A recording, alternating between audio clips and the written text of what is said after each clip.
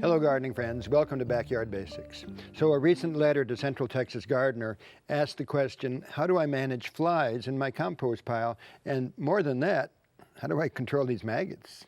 And of course, it's easy to do. And so you bring food out every day, and that's where the flies are coming after. They're looking for those food scraps on a daily basis. But you can manage that. It's real easy, as a matter of fact, and it's the way you're supposed to make a compost pile.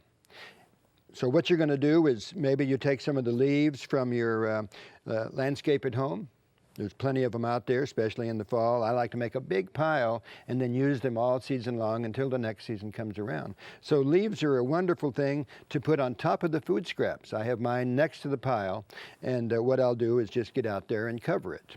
And it works very well, and the leaves break down, create a nice form of humus. That's how you do it.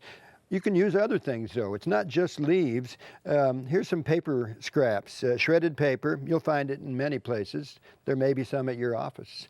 And so you shred the paper up and or gather it from the shredder, take it home, and it serves the same purpose. Maybe you'll put paper in a trash can in case it rains, and it'll stay fresh and dry that way. And once again, you put the food scraps out there, you reach in there, you put the paper across the top. It's going to break down very nicely and feed the compost pile once again. So paper is an excellent thing.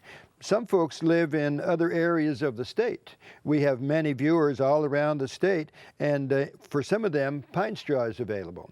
So you can use the pine straw in the very same way. And in Central Texas, where the soil is very alkaline, the benefit of using the pine straw on top of the food is that it helps acidify the soil a little bit, and we need that. And so that's an important thing to use on your compost pile. So these are three things that you might have available easily. You can make your own too.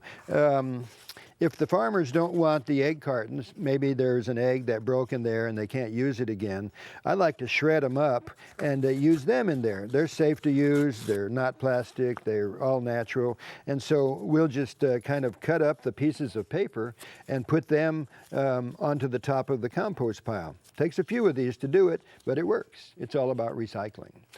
You know, another question that came in was about, where do I put my compost pile? Well, shade is nice. It's easy to work in the shade, but also it can work in the sun. What happens when it's out in the sun, though, is it tends to dry out very quickly, much too fast. And moisture is an essential part of a good compost pile. When I'm in the kitchen and I'm running out of juice maybe, and there's a little bit left over, mainly because it was just left over, like milk, soy milk, other types of juices. In order to rinse the container out before we put it in the recycle bin, we go ahead and rinse it. And then with that rinsate, we will go and put that into our little compost bucket. And we have one of these in the kitchen. You should have one in the kitchen too. And so we put the liquid in there because we need it for the compost pile. We need to moisten that thing. It won't work otherwise if it dries out. That's the benefit of putting it in the shade. It dries out very, very slowly. And then you alternate. You can put some coffee grounds in there. The food scraps that we're taking out to the compost pile all go in there. And on a daily basis, we'll take our little bucket out there, empty it into the compost, and once again, you're going to cover it with one of these, and you may have something else around your home that you might use also. Hair from the pets, material that comes out of the vacuum cleaner.